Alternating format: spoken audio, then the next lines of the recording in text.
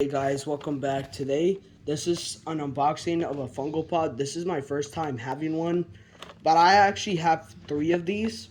My sister has one and my dad has one, but I'm not going to show it in this video because I'm not going to be unboxing my dad's Funko Pop.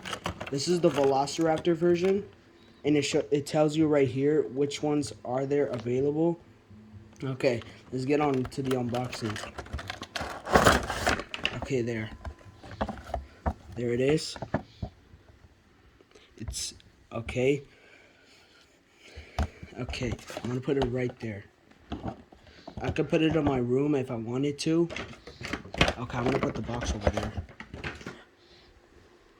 You can also do whatever you want with it. You could put it in your room. You could put it whatever. You can even put it in the restroom, in your bath, whatever place you want to put it. You can put it anywhere you think of.